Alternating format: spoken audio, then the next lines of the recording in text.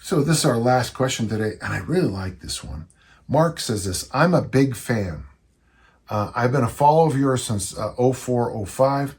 I have often told stories about your fat loss in 4 minutes whenever the Tabata protocol is brought up. It's still one of my favorite memories. Lexi was my dog of blessed memory, and I had done my first time the 4-minute Tabata front squat workout, and I went for it. And I don't even remember what the weight was, but it was a good weight.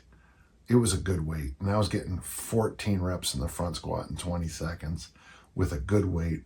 Racket, step back, racket, step back, racket. And after I finished it, I kind of stumbled down the driveway. We had a hill driveway. And I laid down in front of the fire hydrant. And I think I passed out, maybe. I'm not sure. I certainly wasn't all together there. And all I remember is opening my eyes and seeing Lexi with her eyes like this. She was a good dog. She was a good dog and a great training partner. Sirius Black is in the same mold, my dog now. I was curious how you would recommend bridging easy strength and realistic reps, especially when someone is looking to elicit a little hypertrophy or needs more volume in lieu of load and make progress. Mark, I write about this in my new book. I haven't finished it yet. I'm sorry. I'm working on it.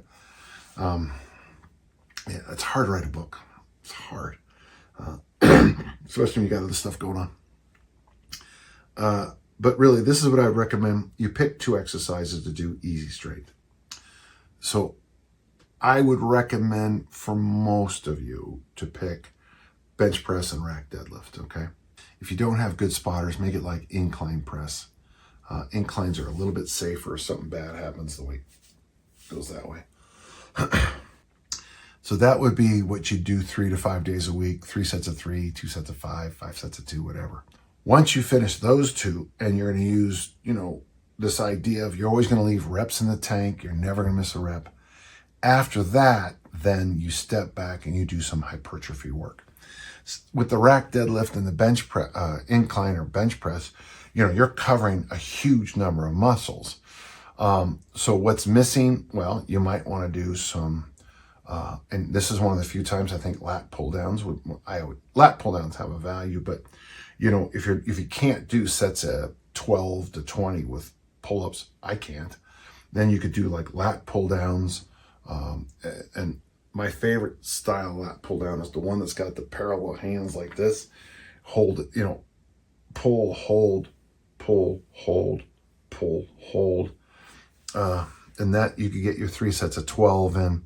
So you've done your incline, you've done your rack deadlift, your row or your vertical pull or whatever it is, high rep, great place for machines. Maybe a curl variation. I just like the straight bar curl. 3 sets of 8, 3 sets of 10, 3 sets of 12, whatever, maybe higher. And then pick another exercise or 2 or 3 that matches what you need. For most people I know, I'd love to see them do hyperextensions, the 3 sets of 8, 10, 12, whatever. Because a lot of people I work with really do need a little extra stimulation on that area. We used to call it the Christmas tree, but it's the spinal erectors and this whole area back there. I wouldn't mind seeing machine leg curls either, a really underappreciated exercise. So that's what I would do. 2 exercises to do, 2 plus 1 exercises with easy strength. Let me explain that. The incline or bench, the rack deadlift, and the ab wheel. I think the ab wheel is about all you need. And then a high rep pull, probably a high rep curl.